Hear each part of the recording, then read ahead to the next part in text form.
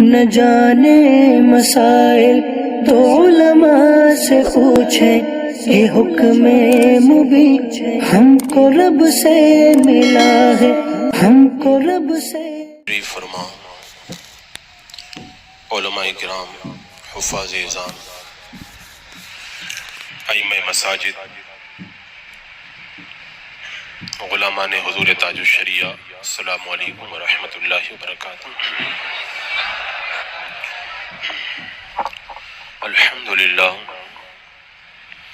الحمدللہ رب العالمین،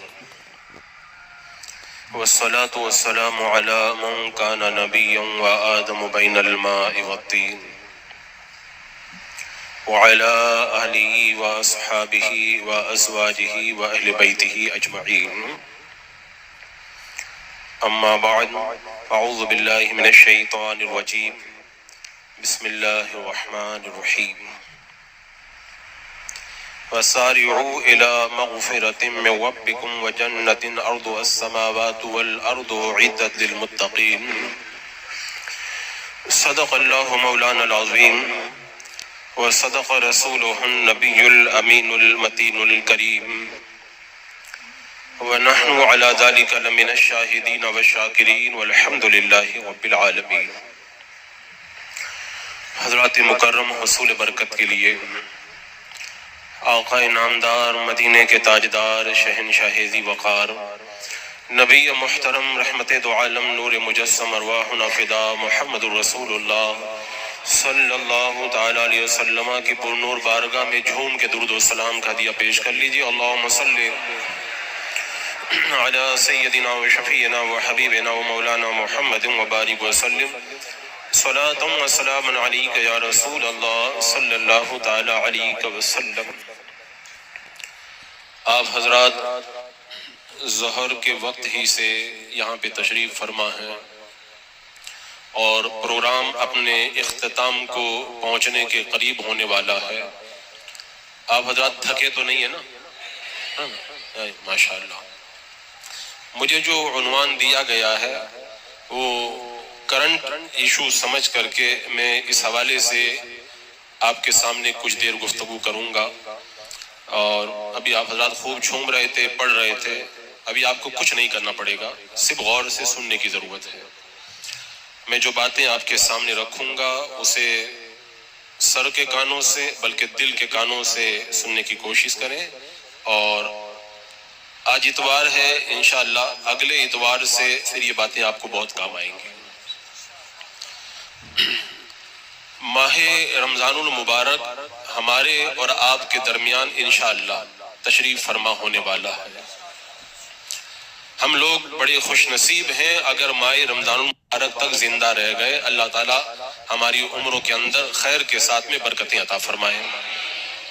کتنے وہ لوگ ہیں جن کو میں استقبال رمضان سنا رہا تھا پچھلے سال، آج وہ اپنی قبروں سے سن رہے ہوں گے، ہمارے درمیان موجود نہیں ہے۔ اور کتنے ایسے لوگ ہیں، میں اگر زندہ رہا تو میں یا جو آئیں گے وہ استقبال ماہ رمضان المبارک سنائیں گے، اور بہت سارے لوگ اپنی قبروں میں جا چکے ہوں گے۔ ایسا نہیں ہے کہ یہ آخری ماہ رمضان المبارک ہے، ہاں یہ ہو سکتا ہے کہ ہماری زندگی کا یہ آخری رمضان المبارک ہو جائے۔ ہم جب پیدا نہیں ہوئے تھے تب بھی رمضان المبارک بہت آئے، لیکن ہم اس میں کچھ نہیں کر سکتے تھے۔ ہم جب انتقال کر جائیں گے تب بھی بہت رمضان المبارک آئیں گے، ہم کچھ نہیں کر سکیں گے۔ ہاں جب تک ہماری سانسیں باقی ہیں، سانسوں کی مالا ٹوٹ نہیں جاتی، اس وقت تک جو رمضان المبارک ہمیں میسر آ جائے وہی ہمارے لیے زیادہ سے زیادہ بھلائیوں کا ذخیرہ جمع کرنے کا سبب بن سکتا ہے۔ حضرات مکرم، یہ ماہ رمضان المبارک مہمان بن کر کے آ رہا ہے، مہمان بن کر کے آ رہا ہے، اور اتنا پیارا مہمان، اتنا پیارا مہمان۔ آپ حضرات نے مہمان کے بارے میں دیکھا ہوگا، جب بھی کوئی مہمان آتا ہے जैसी अजमतों का मालिक होता है उसी एतबार से उसका इस्तकबाल किया जाता है। कुछ मेहमान वो हुआ करते हैं जिन्हें घर के दरवाजे पर दरवाजा खोल करके उनका इस्तकबाल किया जाता है। कुछ मेहमान वो होते हैं सीढ़ियों से नीचे उतर करके जाते हैं और रोड से उनको लेकर के आते हैं। कुछ मेहमान वो होते हैं जिनको लेने के लिए हम एयरपोर्ट पहुंच जाते हैं। और मेहमानों में कुछ मेहमान वो होते हैं जब उनके आने का पता चलता है तो हमारी आंखें उनकी राहों में बिछ जाया करती है। अगर आप समझना चाहते हैं तो यूं समझ लें, अगर आज गोवंडी वालों को तारीख मिल जाए हुजूर कायदे मिल्लत की कि अगले हफ्ते में हुजूर कायदे मिल्लत मदीना मस्जिद के अंदर इतवार को आने वाले हैं, मैं कहता हूं आने वाले इतवार तक लोग एक एक घड़ी गिन गिन करके गुजारेंगे कि वो शहजादे हुजूर ताजुल शरिया तशरीफ ला रहे हैं। तो जैसा मेहमान होता है वैसा ही इस्तकबाल हुआ करता है। और माह रमजान मुबारक कितना बड़ा मेहमान है और कितना अजीम मेहमान है। एक दो दिन नहीं, महीना दो महीना नहीं, और मेरे आका सल्लल्लाहु ताला अलैहि वसल्लम ने जो बताया उससे ये मालूम हुआ कि रमजानुल मुबारक के इस्तकबाल के लिए पूरा साल जन्नत को सजाया जाता है। पूरा साल। आज हमने प्रोग्राम किया, 2 दिन पहले सजावट की, अगर कोई बड़ा मेहमान आए तो 4-5 दिन पहले सजावट कर देंगे। तो जिस माह रमजानुल मुबारक के लिए जन्नत को पूरा साल सजाया जाता है, इससे आप समझ जाएं कि रमजानुल मुबारक कितनी अजमत वाला महीना है। अल्लाहु अकबर कबीरा। मेरे आका सल्लल्लाहु ताला अलैहि वसल्लम ने एक मौके पे इरशाद फरमाया, तुम्हें मालूम है तुम किसका इस्तकबाल कर रहे हो और तुम्हारा कौन इस्तकबाल कर रहा है? हजरत सैयदना उमर फारूक रज़ी अल्लाह ताला अन्हु ने अर्ज किया, सरकार आखिर क्या बात है, क्या दुश्मन का हमला होने वाला है या वही नाजिल होने वाली है? मेरे आका सल्लल्लाहु ताला अलैहि वसल्लम ने इरशाद फरमाया, न तो दुश्मन का हमला होने वाला है और न वही नाजिल होने वाली है, बल्कि एक अजमत वाला महीना तुम्हारे दरमियान जलवा फिगन होने वाला है। और वो महीना जब आता है उसकी पहली रात में अल्लाह तबारक व तआला तमाम अहले ईमान की मग़फ़िरत फरमा दिया करता है। मेरे आका सल्लल्लाहु अलैहि वसल्लम दुआ फरमाते थे, ऐ अल्लाह तू हमारे लिए हमें तू माह रमजान मुबारक की बरकतों से माला माल फरमा। आज हम इस्तकबाल कर रहे हैं, मुबारकबाद दे रहे हैं। मेरे आका अलैहिस्सलाम ने सहाबा इकराम को रमजानुल मुबारक की मुबारकबादी अता फरमाई और इरशाद फरमाया, मुबारक हो बरकतों वाला महीना तुम्हारे दरमियान जलवा अफरोज हो चुका है। अजीज़ान मुकर्रम, माह रमजानुल मुबारक को आने में अभी तो कुछ दिन बाकी हैं। लोग तैयारियां कर रहे हैं। लोगों की तैयारियां कैसी होती है? कुछ लोग जाते कि मॉल के अंदर जाते हैं, माह रमजानुल मुबारक के अंदर सामान लाने में दिक्कत होगी, रमजान का सामान ला करके रख देते हैं, 3 रूह अफ़ज़ा की बोतलें ले आते हैं, 5 कस्टर्ड के पैकेट ले आते हैं और इतना ये ले आते हैं, ये ले आते हैं। माह रमजानुल मुबारक की तैयारी, मैं ये नहीं कहता कि मत करो, ये भी होना चाहिए, लेकिन बड़ी तैयारी क्या है? हजरत अनस रज़ी अल्लाह ताला अन्हु इरशाद फरमाते हैं, सहाबा का ये तरीका था, माह रमजानुल मुबारक का वो ऐसे इस्तकबाल करते थे कि शाबान का महीना आते ही रमजान के इस्तकबाल के लिए सदका व खैरात करना शुरू कर दिया करते थे। ये उनके इस्तकबाल का तरीका था। और मेरे आका सल्लल्लाहु ताला अलैहि वसल्लम ने तो माह रमजान मुबारक को इतनी अजमत अता फरमाई। देखो, जो कद्र जानते हैं वो जानते हैं, जो नाबीना है उसको पता है आंखों की क्या कद्र हुआ करती है। अल्लाह ने तो हमें बचपन ही से आंखें अता फरमाई, हमें उसकी उतनी कद्र मालूम नहीं है जितनी नाबीना को मालूम होती है। मेरे आका अलैहिस्सलाम ने उसकी अजमतों की तरफ इशारा करते हुए फरमाया, अगर मेरी उम्मत को मालूम होता कि रमजानुल मुबारक क्या है तो मेरी उम्मत तमन्ना करती कि पूरा का पूरा साल रमजान हो जाए, पूरा साल रमजान हो जाए। और असलाफ के बारे में मैंने पढ़ा है कि हमारे बुजुर्गान दीन रमजानुल मुबारक का इस्तकबाल ऐसे किया करते थे जैसे नई नवेली दुल्हन अपने दूल्हा का इस्तकबाल किया करती है। अब वो तो आप तो नहीं समझ पाएंगे, किसी दुल्हन से जाकर के पूछो जो पहली रात के अंदर दरवाजे पर अपनी निगाहों को और अपने कानों को दस्तक पर तवज्जो दे करके पूरी तरीके से लगा करके रखती है।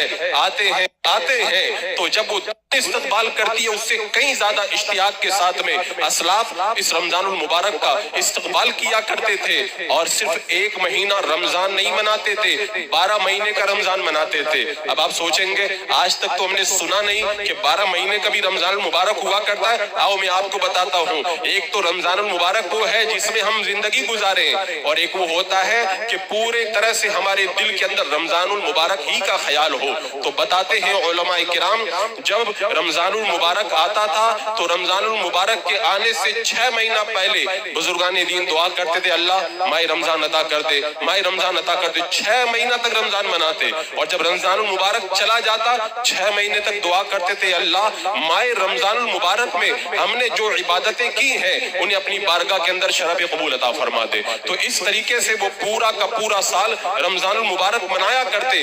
اور اس کی عظمتوں کو اگر کوئی نہ جانے تو میرے آقا نے بتایا جب شعبان کے آخری ایام رہ گئے میرے آقا علیہ السلام نے صحابہ اکرام کو جمع کیا اور ارشاد فرمایا تمہارے پاس میں وہ عظمت والا مہینہ آ رہا ہے. اس کی عظمتوں کو معلوم ہے میرے آقا نے کیسے بیان فرمایا؟ فرمایا اس کے اندر ایک ایسی رات آئے گی جس کے اندر اگر کوئی بندہ عبادت کرے اللہ تبارک و تعالی 1000 مہینوں کی عبادت کا ثواب عطا فرماتا ہے. اور اس مہینے میں اگر کوئی نفل کام کرے اللہ فرض کا ثواب عطا فرماتا ہے. اگر کوئی فرض کرے تو اللہ تبارک و تعالی 70 فرضوں کا ثواب عطا فرماتا ہے. پہلا عشرہ اس کا رحمت کا عشرہ ہے، اور دوسرا عشرہ مغفرت کا عشرہ ہے، اور تیسرا عشرہ جہنم سے آزادی کا عشرہ ہے. تو ایسا مقدس اور عظمتوں والا مہینہ ہمارے اور آپ کے درمیان عزیزان مکرم ان قریب جلوہ افروز ہونے والا ہے. اب ہمیں اس کی تیاری کرنی ہے. تیاری کیسے کریں؟ تو تیاری کے اندر سب سے پہلا کام آپ حضرات یہ کریں، رمضان المبارک کی منصوبہ بندی آپ کر لیں. اگر آپ کے گھر پہ شادی ہوتی ہے تو آپ کیا کرتے ہیں؟ آج شادی ہے اور آپ صبح کے وقت میں تیاری کرتے، ارے 4 مہینہ پہلے ہال بک کر دیتے ہیں، 5 مہینہ پہلے کیٹر سے رابطہ کر لیتے ہیں، 6 مہینہ پہلے تاریخ رکھ لیتے ہیں، سال بھر پہلے آپ پیسوں کا انتظام کر لیتے ہیں. آپ کے گھر میں شادی ہو، کھانے کا انتظام پہلے آرڈر دے رہے ہیں، ہال بک کر رہے ہیں، کارڈ چھپا رہے ہیں، یہ کر رہے ہیں وہ کر رہے ہیں. تو جب ایک آپ کے بچے کی شادی ہو اتنا بڑا منصوبہ آپ بنا رہے ہیں، اور اتنی عظمت والا مہینہ ہمارے اور آپ کے درمیان آئے، ہمارے پاس میں کوئی منصوبہ نہ ہو. میں نے باضابطہ طور پر یہ بات کہتا ہوں، میں نے تجربہ کر کے یہ دیکھا ہے، بغیر منصوبے کے جن کا رمضان المبارک شروع ہو جاتا ہے وہ رمضان المبارک کے اندر اتنی نیکیاں نہیں کر پاتے جتنی نیکیاں پہلے سے جو منصوبہ بنا کے رکھتے ہیں وہ لوگ نیکیاں کر لیا کرتے ہیں. اب آپ کہیں گے منصوبہ کیسے بنائیں؟ منصوبہ بنانے کا طریقہ کیا ہے؟ آؤ میں مختصر طور پر آپ کو بتاتا ہوں. اصل میں ایسا تو ہے نہیں کہ آپ لوگ بالکل آزاد ہو، آپ کو کوئی کام نہیں ہے. کچھ لوگ ہمارے بچے اسکول میں پڑھ رہے، کالج سے پڑھنے والے اسٹوڈنٹ ہیں، بہت سارے ہمارے ایسے لوگ ہیں جو کاروبار سے جڑے ہوئے ہیں، اب پڑھائی بھی نہیں چھوڑ سکتے، اپنے کام کو بھی نہیں چھوڑ سکتے، اور رمضان المبارک میں جو اجر و ثواب ملنے والا ہے اس سے محروم بھی نہیں ہونا ہے. تو کیا کریں؟ میں کہتا ہوں منصوبہ بنا لو، کام بھی ہوتا رہے گا، پڑھائی بھی ہوتی رہے گی، اور رمضان کی برکتوں سے بھی مالا مال ہوتے رہیں گے. اب منصوبہ دماغ کے اندر نہ بنائیں. اب آج کل لوگوں کے ذہن اتنے مضبوط نہیں رہ گئے، اب تو گناہوں کی وجہ سے لوگ نسیان کا شکار ہو رہے ہیں. منصوبہ بنائیں تو کاپی میں منصوبہ بنائیں، لکھ کر کے منصوبہ بنائیں. اور منصوبہ بنانے کا فائدہ میں آپ کو بتاؤں، منصوبہ بنانے کا فائدہ اتنا بڑا ہوتا ہے. ایک بزرگ کے بارے میں میں نے سنا تھا، وہ روزانہ جنگل میں جاتے تھے، گھاس کاٹ کر کے لاتے تھے اور بازار میں لا کر کے بیچ دیتے، جو آمدنی ہوتی اس کے ذریعے اپنا گھر چلایا کرتے. ایک دن انہوں نے سنا کہ جمعہ کا دن عبادت میں گزارنا چاہیے. اب انہوں نے سوچا کہ اگر جمعہ کا دن عبادت میں گزاروں گا تو پھر بال بچوں کو کھلاؤں گا کہاں سے؟ آخر منصوبہ ان کے سامنے آیا. بندہ جب منصوبہ بنائے نا تو گھر بھی چلتا ہے اور عبادت بھی ہوتی ہے. انہوں نے منصوبہ یہ بنایا، روزانہ جنگل میں جو گھاس کاٹ کے لاتے تھے اس میں سے تھوڑی تھوڑی گھاس بچا لیا کرتے تھے، اور جب جمعہ کا دن آتا تو تھوڑی گھاس جمع ہو جاتی، اس کو بیچ دیتے اور جمعہ کے دن جنگل میں نہیں جاتے، پورا جمعہ کا دن عبادت کے اندر بسر کیا کرتے تھے. یہ منصوبہ انہوں نے بنایا. کیا ہم لوگ نہیں منصوبہ بنا سکتے؟ ماہ رمضان المبارک کے کچھ کاموں کو آگے کر دیں، کچھ کاموں کو پیچھے کر دیں، کچھ کاموں کو رات دن کے اندر الگ طریقے سے ہم لوگ ڈیوائیڈ کر دیں. ہم تو اشرف المخلوقات ہیں، اللہ نے ہمیں تو عقل دی ہے. ایک چھوٹا سا جانور چونٹی کو اللہ نے کیسا منصوبہ عطا فرمایا. چونٹی کے بارے میں بتایا جاتا ہے کہ گرمی کے مہینے میں چونٹی اپنی خوراک کو اپنے بل کے اندر جمع کرتی ہے تاکہ سردی اور بارش کے موسم کے اندر مجھے باہر نہ نکلنا پڑے.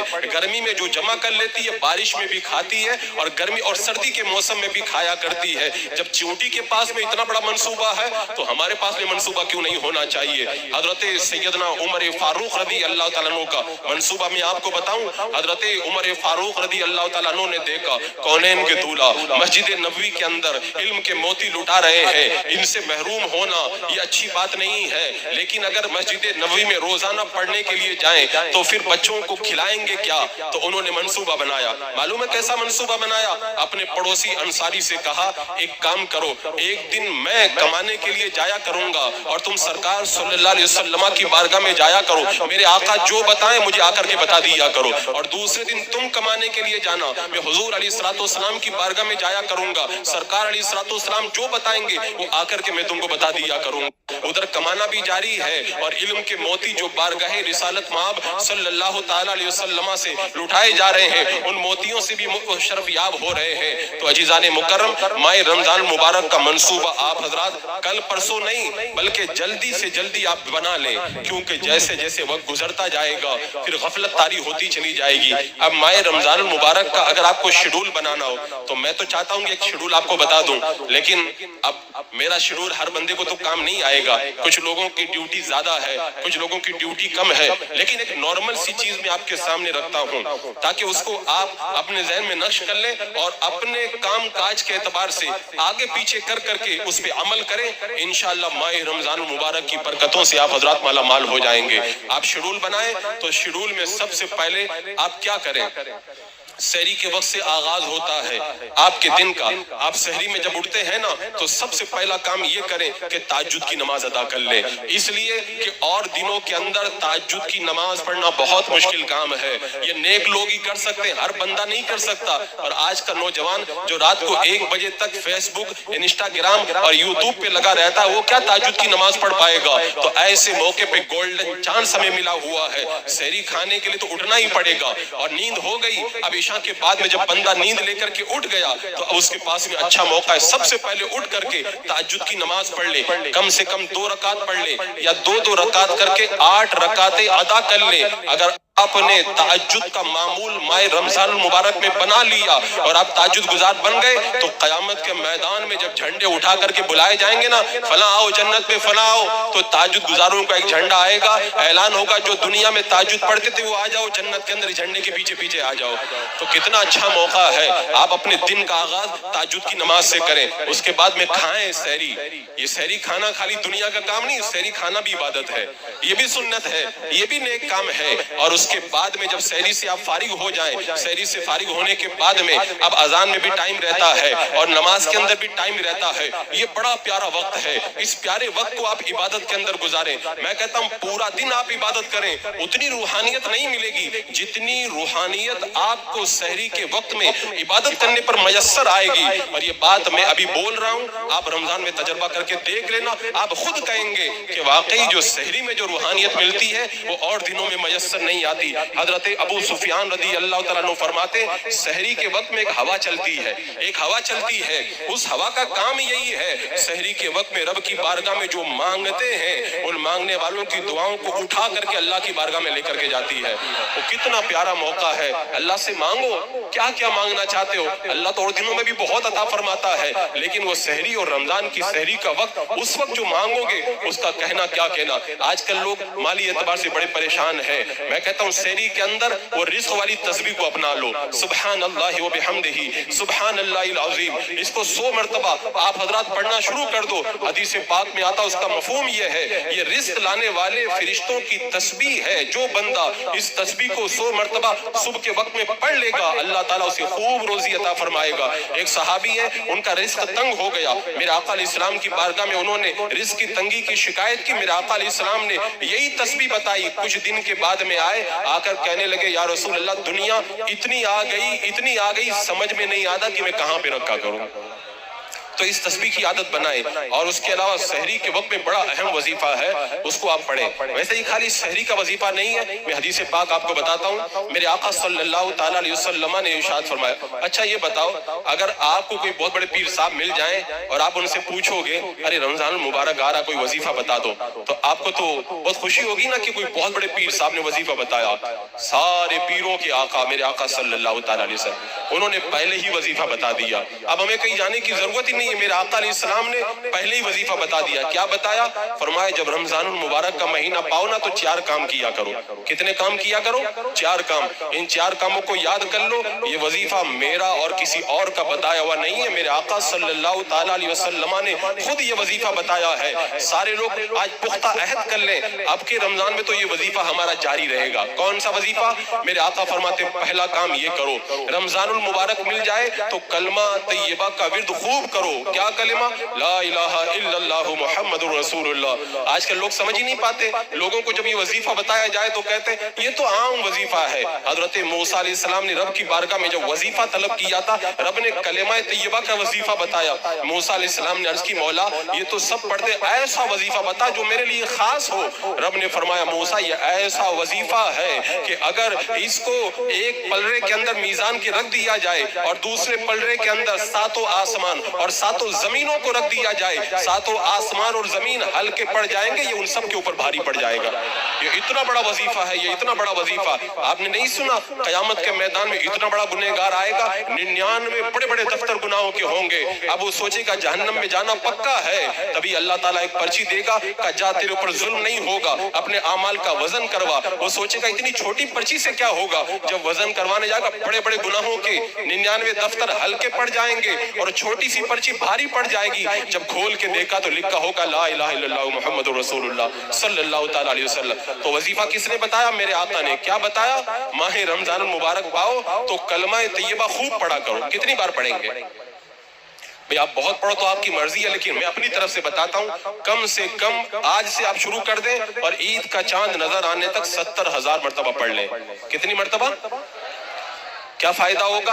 جو 70,000 مرتبہ یہ کلمہ پڑھ لے اللہ تعالیٰ اس کی بھی بخشش فرما دیتا ہے، اور اس کو پڑھ کے اپنے مرحومین میں سے کسی کو اس کا ثواب پہنچا دے اللہ تعالیٰ اس کی بھی مغفرت فرما دیتا ہے۔ تو یہ وظیفہ آج سے کر لیں، لیکن دل لگا کر کے پڑھیں۔ میں کہتا ہوں سحری کے اندر اگر اس وظیفے کو آپ نے پڑھنا شروع کر دیا، 70,000 پڑھ لیں گے نا، جیسے لوہے پہ زنگ لگ جاتا ہے نا، اس کو صاف کرتے تو چمکنے لگ جاتا ہے نا، ایسے دل بھی جگمگانے لگ جائے گا۔ تو میرے آقا علیہ السلام نے فرمایا ماہ رمضان پاؤ، پہلا کام کیا کرو؟ کثرت سے کلمہ طیبہ پڑھو۔ دوسرا وظیفہ، اللہ کے رسول علیہ السلام نے ماہ رمضان المبارک میں دوسرا وظیفہ بتایا، ماہ رمضان میں زیادہ سے زیادہ توبہ استغفار کیا کرو۔ توبہ استغفار کا یہ مطلب توبہ توبہ اور اس کے بعد میں وہی گناہ، یہ توبہ نہیں ہے۔ توبہ کا مطلب میں بتاؤں، توبہ کا مطلب یہ ہے کہ بندہ جب توبہ کر لے تو جس گناہ سے توبہ کر رہا ہے اس سے ایسے دور ہو جائے جیسے بکری کے تھنوں سے جب دودھ نکال لیا جاتا ہے تو دوبارہ تھنوں کے اندر وہ نہیں جایا کرتا ہے۔ اور توبہ کا تو معاملہ اللہ اکبر، حضرت غامدیہ رضی اللہ تعالیٰ عنہ میرے آقا علیہ السلام کی بارگاہ میں حاضر ہوئی، عرض کی یا رسول اللہ مجھے پاک فرما دے، مجھ سے گناہ ہو گیا ہے۔ اللہ کے رسول علیہ السلام نے واپس کر دیا۔ دوسری مرتبہ بھی کہا، جب چند مرتبہ ایسا ہوا انہوں نے کہا یا رسول اللہ آپ جس طرح حضرت ماعز کو واپس کر رہے تھے مجھے بھی واپس کر رہے ہیں، یا رسول اللہ مجھے پاک کیجئے۔ اس کو کہتے ہیں توبہ۔ اپنی جان دینا گوارا ہے لیکن گناہ کی توبہ ہو جائے۔ آج ہم تو توبہ کرتے ہو، توبہ خالی زبان سے توبہ ہوتی ہے۔ میرے آقا علیہ السلام نے فرمایا اگر تمہارے پیٹ میں بچہ جاؤ، جب بچہ پیدا ہو جائے تب آنا۔ اگر کوئی بندہ کبھی توبہ کرنے کے لیے آ جاتا ہے نا، 1-2 دن کے بعد میں دماغ بدل جاتا ہے۔ 9 مہینے کے بعد بچہ پیدا ہوا، بچے کو چیتڑے میں لپیٹ کر کے میرے آقا کی بارگاہ میں آئی۔ اب بھی توبہ کا پورا نشہ دماغ پر ہے کہ توبہ مجھے کرنی ہی کرنی ہے۔ اللہ اکبر۔ جب سرکار کی بارگاہ میں آئی میرے آقا نے فرمایا جب یہ کھانے کے لائق ہو جائے تب تم آنا۔ اب وہ چلی گئی، ایک زمانے کے بعد میں آئی، بچہ کو ساتھ میں لائی، بچے کے ہاتھ میں روٹی کا ٹکڑا تھا۔ میرے آقا علیہ السلام نے اس بچے کو ایک مسلمان کے حوالے کیا اور اس کے بعد میں حکم دیا گڑھا کھود کر کے ان کو کھڑا کر دیا جائے۔ تو زنا جو شادی شدہ کر لے اس کی سزا یہ ہے پتھر مار مار کر کے اس کو ہلاک کر دیا جائے. تو پتھر مارے گئے. حضرت خالد بن ولید رضی اللہ تعالیٰ عنہ نے جب ایک پتھر اٹھا کر کے مارا, خون اچھل کر کے حضرت خالد بن ولید کے جسم پر آیا. آپ کی زبان سے نازیبا کلمہ نکل گیا. میرے آقا نے فرمایا خالد اسے کچھ غلط نہ کہو, یہ اللہ کی بندی ایسی توبہ کی ہے, ایسی توبہ کی ہے, اپنی توبہ کے لیے اس نے اپنی جان دینا بھی گوارا کر لیا ہے. یہ توبہ ہوا کرتی ہے. میرے آقا نے فرمایا ماہ رمضان پاؤ نا تو کثرت سے اللہ کی بارگاہ میں استغفار کیا کرو. توبہ کریں گے نا, گناہوں کو یاد کر کر کے توبہ کریں گے. یہ وظیفہ میں نہیں بتا رہا ہوں, میرے آقا صلی اللہ علیہ وسلم نے یہ وظیفہ بتایا ہے. اور میں آپ سے کہتا ہوں اگر یہ صحیح معنوں میں آپ نے وظیفہ کر لیا پھر کوئی دگڑا دگڑا نہیں رہ جائے گا, کوئی غم غم نہیں رہ جائے گا, کوئی پریشانی پریشانی نہیں رہ جائے گی. یہ ایسا وظیفہ ہے جو توبہ کرتا ہے اللہ اس کو ہر پریشانی سے نجات عطا فرما دیتا ہے. وہ حضرت ابراہیم بن ادہم رضی اللہ تعالیٰ عنہ عراق بغداد کے گاؤں میں گئے تھے تو رات کا وقت ہوا تو مؤذن نے کہا کہ مسجد سے باہر نکلو. کہا مسافر آدمی ہوں, مجھے مسجد میں رکنے دیا جائے. مؤذن نے پکڑ کر کے باہر پھینک دیا. ایک آدمی اپنے گھر پہ لے کر کے گیا, دسترخوان لگایا, کھانا رکھ دیا, اس کے ہونٹ ہل رہے تھے. حضرت ابراہیم بن ادہم نے کہا تو بار بار کیا پڑھ رہا ہے؟ کہا میں توبہ استغفار کر رہا ہوں. بولے کیا ملتا ہے پڑھنے سے؟ بولے جو مانگتا ہوں اللہ سب عطا فرما دیتا ہے. تو آپ فرمایا کیا توبہ کرنے کے بعد تیری کوئی تمنا ایسی بھی ہے جو اللہ نے پوری نہیں کی؟ بولے میں نے توبہ کر کے جو رب سے مانگا رب نے سب عطا کیا, ایک دعا آج تک قبول نہیں ہوئی. کہا کون سی دعا قبول نہیں ہوئی؟ کہا میں نے دعا کی ہے مولا مجھے مرنے سے پہلے پہلے ابراہیم بن ادہم کا چہرہ دکھا دے. کہا اللہ نے تیری توبہ قبول فرما لی, تیری دعا قبول فرما لی اور مجھ کو پکڑ کر کے تیرے دروازے پہ لا کر کے ڈال دیا ہے. تو بندہ جب توبہ کا وظیفہ اختیار کرے گا اللہ اسے بہت کچھ عطا فرمائے گا. یہ دو وظیفہ ہو گیا. میرے آقا نے تیسرا وظیفہ بتایا, ماہ رمضان آئے تو اللہ سے جنت مانگا کرو. کیا مانگا کرو؟ آپ نے سنا ہوگا حدیث پاک میں آتا ہے جب بندہ اللہ سے جنت کا سوال کرتا ہے تو جنت اللہ کی بارگاہ میں عرض کرتی ہے مولا یہ تجھ سے جنت مانگ رہا ہے, اس کو تو جنت عطا فرما دے. یہ تیسرا وظیفہ ہے. اور اس کے بعد میں چوتھا وظیفہ میرے آقا نے فرمایا جہنم کے عذاب سے رہائی کی دعا رب کی بارگاہ میں کیا کرو. آپ تراویح پڑھنے آتے ہیں کیا پڑھتے ہیں؟ اللہم اجرنا من النار, یہی تو جہنم سے چھٹکارے کی دعا پڑھتے ہیں نا. اور حدیث پاک میں آتا ہے جو جہنم کے عذاب سے نجات کے لیے رب کی بارگاہ میں دعا کرتا ہے جہنم خود رب کی بارگاہ میں عرض کرتا ہے مولا اسے میرے عذاب سے تو بچا لے, اور اللہ تعالیٰ اسے جہنم کے عذاب سے نجات عطا فرماتا ہے. چاروں وظیفے سن لیے آپ نے, چاروں وظیفے سن لیے نا, کریں گے نا. پہلا وظیفہ کلمہ طیبہ, دوسرا وظیفہ توبہ استغفار, تیسرا وظیفہ اللہ سے جنت مانگنا. کیا مانگو گے؟ جنت. اور چوتھا وظیفہ جہنم کے عذاب سے بچنے کی دعا رب کی بارگاہ میں کرنا. یہ سحری کے وقت میں آپ حضرات میں بتا رہا تھا کہ اٹھیں تہجد پڑھیں, سحری کھائیں اور اس کے بعد میں تسبیح و تحلیل اور ذکر کے اندر لگ جائیں. اس کے بعد میں جماعت کے ساتھ میں فجر کی نماز ادا کریں. جب فجر کی نماز پڑھ لیں تو وہیں پر بیٹھے رہیں, اللہ کا ذکر کرتے رہیں. ہاں اگر کوئی ضروری کام ہے تو کام بھی کر سکتے ہیں, اس میں کوئی حرج نہیں ہے. جب سورج بلند ہو جائے یعنی سورج نکلنے کے بعد میں 20 منٹ گزر جائے تو 2 رکعت نماز کی نماز ادا کر لینا. آپ کو معلوم ہے کتنا بڑا ثواب ملتا ہے؟ میرے آقا نے ارشاد فرمایا جو جماعت کے ساتھ میں نماز پڑھ لے اور اس کے بعد میں سورج بلند ہونے کے بعد میں 2 رکعت نماز ادا کرتا ہے اللہ تبارک و تعالیٰ اسے ایک حج اور عمرہ کا ثواب عطا فرماتا ہے. روزانہ حج ادا ہوتا رہے گا. ویسا پیسہ ویسے نہیں جا سکتے, اور ویسے جائے تو پتہ نہیں صحیح ادا کیا کہ نہیں, قبول ہوا کہ نہیں. میرے آقا نے فرما دیا پڑھو گے تو حج اور عمرہ کا ثواب اللہ تعالیٰ عطا فرمائے گا. اور اس کے بعد اپنے کام میں لگ جائیں اور پھر جب 9-10 بجے جو بھی آپ کو ٹائم ملے چاش کی نماز ادا کریں. چاش کی نماز 2 رکعت پڑھیں, 4 پڑھیں, 8 پڑھیں. اگر کوئی بندہ چاش کی 8 رکعتیں پڑھ لے اللہ تعالیٰ کیا عطا فرمائے گا. آج ہولڈ لگی ہوئی ہے, کوئی بمبئی میں آتا ہے تو کہتے بمبئی میں تم کو کتنے سال ہو گئے؟ کہتے میں 10 سال سے بمبئی میں رہتا ہوں. بولے روم خرید لیا؟ بولے ہاں میں نے روم. ارے کہتے تم تو بمبئی میں آ کے کامیاب ہو کر کے کامیاب ہو گیا. آؤ میں آپ کو بتاتا ہوں یہ کامیابی نہیں ہے. آپ رمضان مبارک سے وظیفہ بنائیں, چاش کی نماز ادا کریں. اگر چاش کی نماز آپ ادا کریں گے میرے آقا نے ارشاد فرمایا اللہ تبارک و تعالیٰ تمہیں جنت میں سونے کا محل عطا فرمائے گا, سونے کا محل عطا فرمائے گا. کتنا بڑا اجر و ثواب ہے. پڑھائی میں لگ جائیں, سارے کام کاج میں لگ جائیں. جب ظہر کا وقت ہو تو مسجد کے اندر آ جائیں, ظہر کی نماز سے فارغ ہو جائیں تو جہاں جہاں اہل سنت و جماعت کی مساجد کے اندر دینی درس ہوتا ہے آپ درس میں شرکت کریں. اس کے بعد میں قرآن پاک کی تلاوت کا معمول بنائیں. اب اپنی اپنی حیثیت کے مطابق جو وقت ملتا ہے قرآن پڑھیں. قرآن تو ویسے تو ہمیشہ ہی پڑھنا چاہیے لیکن رمضان میں قرآن پڑھنا ایک الگ ہی مزہ ہے. وہ ایک الگ ہی مزہ ہے. اور میں بتاؤں کتنا مزہ ہے. اللہ کے رسول علیہ السلام رمضان کے مہینے میں حضرت جبریل کے ساتھ میں قرآن کا دور فرمایا کرتے تھے. اللہ اکبر. اور جس سال آپ کا وصال ہوا اس سال کے اندر 2 مرتبہ قرآن کا آپ نے دور فرمایا. حضرت امام اعظم ابو حنیفہ رضی اللہ تعالیٰ عنہ جن کے ہم اور آپ غلام ہیں، رمضان المبارک میں روزانہ دن میں ایک قرآن پاک ختم کرتے، ایک رات میں ختم کرتے، ایک تراویح میں ختم کرتے. کتنے ختم ہو گئے؟ 61 قرآن پاک ختم فرماتے. اور امام بخاری رحمۃ اللہ تعالیٰ علیہ بہت حدیثیں لکھی، بہت دین کا کام کیا. جب رمضان المبارک کا مہینہ آتا قلم کاغذ رکھ دیتے، پورا زور لگا دیتے قرآن کی تلاوت کے اندر. قرآن پڑھتے رہتے. ختم کب کرتے؟ جب افطاری کا وقت آتا تو روزانہ ایک ختم کر دیتے. فرمایا کرتے قرآن جب پڑھ کے بندہ ختم کرتا ہے تب بھی دعا قبول ہوتی ہے، اور افطاری کے وقت بھی دعا قبول ہوتی ہے. اور دو قبولیتیں جب جمع ہو جائیں تو اللہ تبارک و تعالی ہماری دعاؤں کو قبول فرما لے گا. کیسے جذبات تھے. امام شافعی رحمۃ اللہ تعالیٰ علیہ بھی رمضان المبارک کے اندر 60 ختم فرمایا کرتے. تو تلاوت قرآن کو معمول بنائے. لیکن ایک بات یاد رکھ لیں، ختم قرآن زیادہ کرنے کے چکر میں غلط قرآن نہ پڑھے. جو غلط قرآن پڑھتا ہے قرآن اس پر لعنت کرتا ہے. جو آپ صحیح طریقے سے جتنا پڑھ سکتے ہیں، ایک پارہ تو ایک پارہ، اور اگر ایک رکوع پڑھ سکتے ہیں تو ایک ہی رکوع پڑھیں. لیکن قرآن مقدس کی تلاوت صحیح ڈھنگ سے آپ ادا کریں، اور اس کے بعد میں اپنے کاموں میں لگ جائیں. سونا ہو تو آرام کر لیں. اور جو عصر کا بعد کا وقت، یہ میں بڑی اہم بات بتانے جا رہا ہوں. میں نے ہر جگہ دیکھا ہے، بمبئی میں بھی دیکھا، ہر جگہ یہ دیکھا ہے، عصر سے لے کر مغرب تک لوگ افطاری کی خریداری کرتے ہیں. پتہ نہیں یہ سسٹم کب سے بنا ہے. آپ جو فروٹ خرید رہے ہیں عصر کے بعد میں، کیا وہ ظہر کے وقت میں نہیں خرید سکتے؟ صبح میں نہیں خرید سکتے؟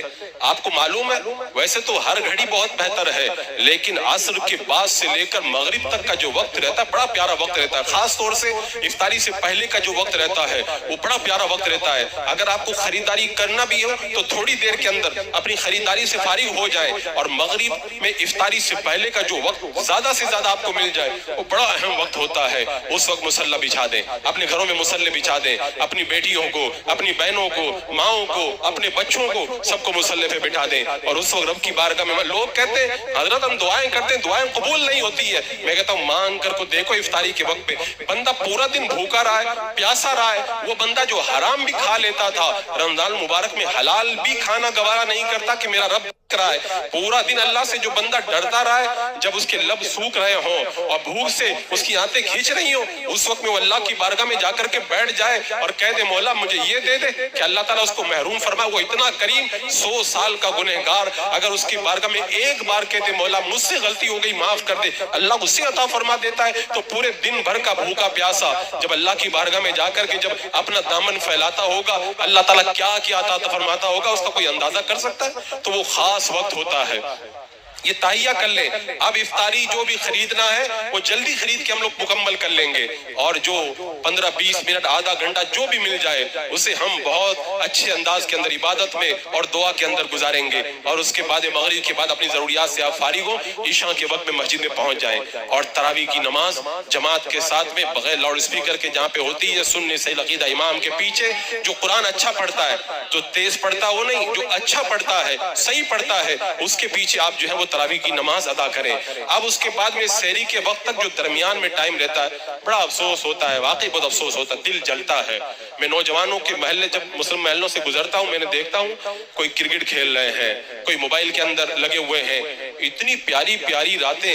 ارے میں آپ کو بتاؤں اگر یہ اعلان ہو جائے 1 مہینے کا سیل لگا ہوا ہے، جو سامان 10,000 کا ملتا ہے وہ 100 روپے میں مل رہا ہے، کیا مار پیٹ نہیں ہو جائے گی؟ کتنے لوگ تو بھگدڑ میں مر جائیں گے. 10,000 کا سامان 100 روپے میں مل رہا ہو. اللہ تبارک و تعالیٰ نے تو ایسا اللہ نے کرم فرمایا ماہ رمضان المبارک میں. اور دنوں کے اندر تم 70 کرتے ہو نا، آج 1 کر لو اللہ تمہیں 70 کا ثواب عطا فرما دے گا.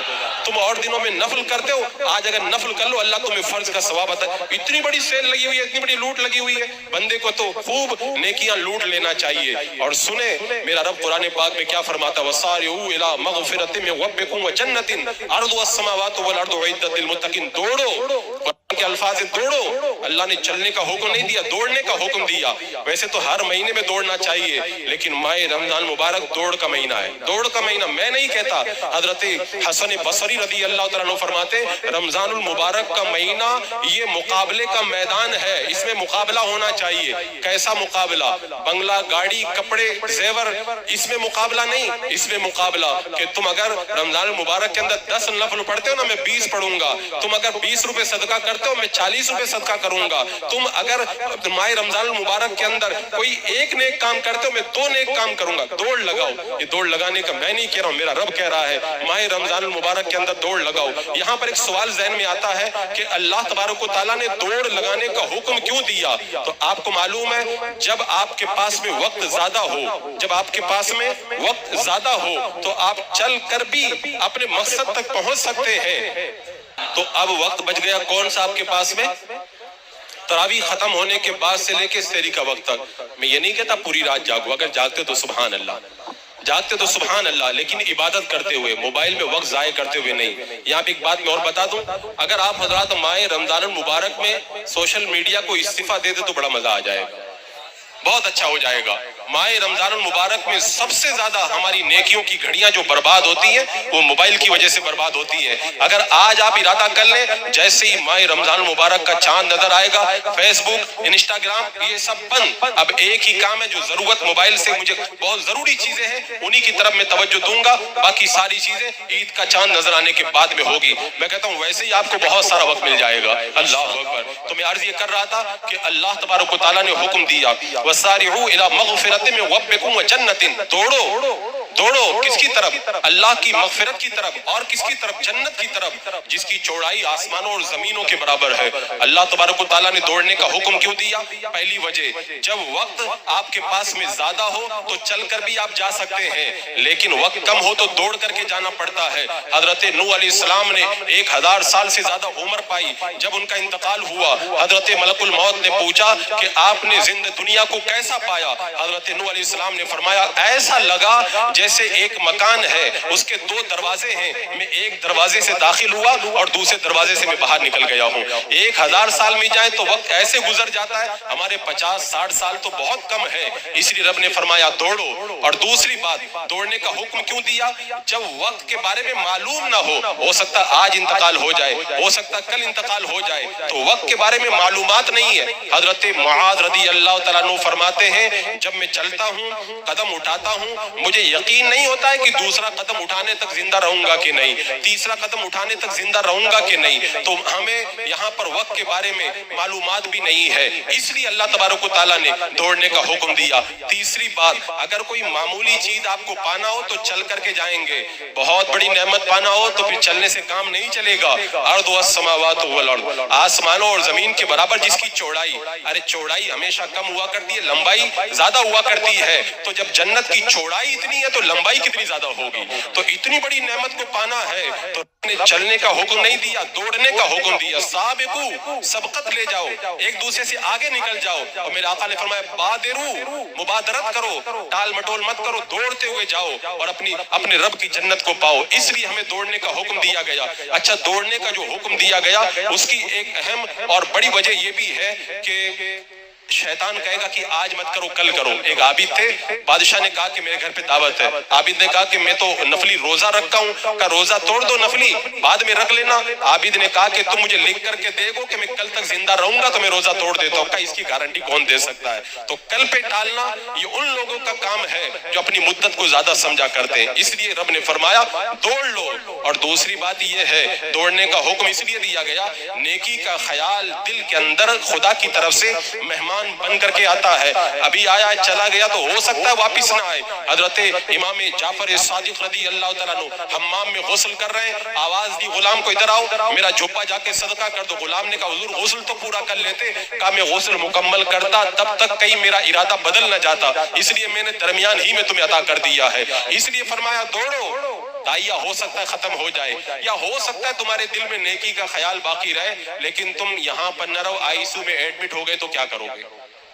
اس لیے دوڑ کر کے اللہ کی جنت کو پانے کی کوشش کرو، اور ہمارے اسلاف نے بڑی تیز دوڑ لگائی ہے اس کو پانے کے لیے، اور دنوں میں تو دوڑنا ہی دوڑنا ہے۔ ماہ رمضان المبارک مل جائے نا تو نیکیوں کی آپ کو دوڑ لگانی ہے، اپنے نامہ اعمال کو نیکیوں سے پر کر لینا ہے، اور جو شیڈول میں نے بتایا ہے اس شیڈول کے اوپر پورے طور پر عمل کرنا۔ عمل کریں گے سب لوگ؟ اور جو شیڈول رمضان المبارک کا ابھی میں نے آپ کے سامنے عرض کیا، اللہ تبارک و تعالیٰ پہلے مجھے اس پر عمل کی توفیق عطا فرمائے اور آپ سب کو بھی توفیق عطا فرمائے۔